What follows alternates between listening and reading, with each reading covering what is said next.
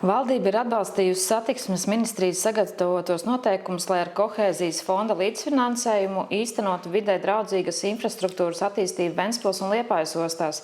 Vai šis finansējums, jūsuprāt, palīdzēs ostai atgūties, un vai kas vispār šobrīd notiek ostas darbībā? Atgādināšu, 2019. gadā Kariņa Bordāna Linkaiša valdība caur Saimu izgrūda likumu, ar kuru Ventspils pašvaldība un Rīgas pašvaldība tika izmestas ārā no brīvostu valdēm, un tās turpināja vadīt tikai valsts virzīti partiju pārstāvi. Ventspilī sāka vadīt reāli, neformāli kā vietnieks, bet faktiski reāli Ģirds Valdis Kristovskis. Es vienmēr esmu teicis, un mans dziļākā pārliecība, rīdzinieki mums laimi nenesīs. Un laimi mums nenesīs savā laikā, es teicu, Maskava un arī ne Berlīne. Tikai mēs paši varam atnest sev laimi, godprātīgi, aktīvi, radoši strādājot. Tie rīdzinieki atbrauc, arī pārvaldnieks no Rīgas bija visu laiku, tagad tikai Udodovs kādu īsu brīdi ir.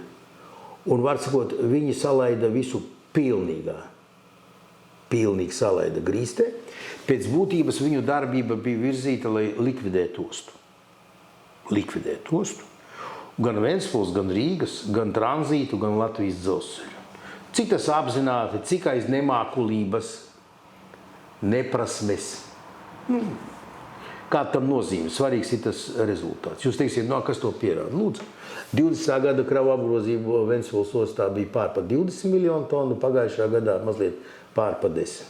Šogad būs ap 8. Ja? Ko nozīmē? Tas nozīmē, ka brīvos pārvaldes ienākumi vien ir apmēram par 15 miljoni mazāk. Saprot? Ventspils domes budžeta ieņēmumi būtiski mazāk. Ja? Tas viss ir sagrauts rezultāts. Latvijas dzelzceļam šogad kopējais dotācija, ko vajadzēs dot no valsts budžeta, būs apmēram 100 miljoni. 100 miljoni. Ja. Lūk, un šobrīd tas ūdens viss ir izliets. Un es no rīta braucu riteni, cik nu varu. Un iznāk braukt pār sliedēm. Un es skatos, sliedes ierūsē. Sliedes uz Ventspili rūsē. Tas ir šīs te absolūtās bezatbildības, vadības nemākulības, organizatoriskā talanta neesamības rezultāts, un to ļoti spilgti redz gan Rīgas osta, gan Ventspils osta, un Ventspils jo īpaši, ja. Un tā ir milzīga kaitniecība, kas ir izdarīta, bet to izdarīja Latvijas valdība. Tas nav ne Krievija,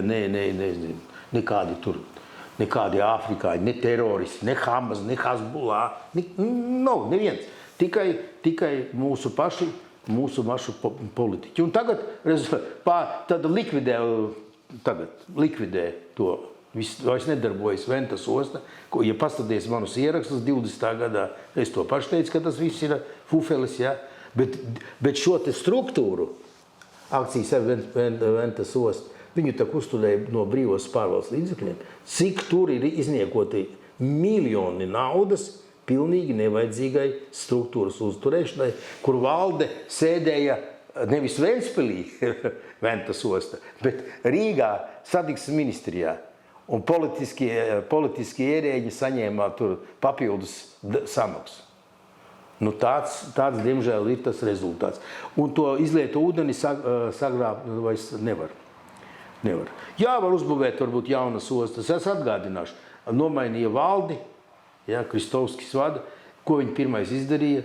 Mēs bijām sarunājuši, vienojušies, jau bija arī atbalstīts no finansu ministrijas 3 miljoni jaunas rūpnieciskās ēkas būvniecībai, jaunas rūpnīcas radīšana. Viņi atteicās no 3 miljoniem Eiropas Savienības naudas dāvinājumu.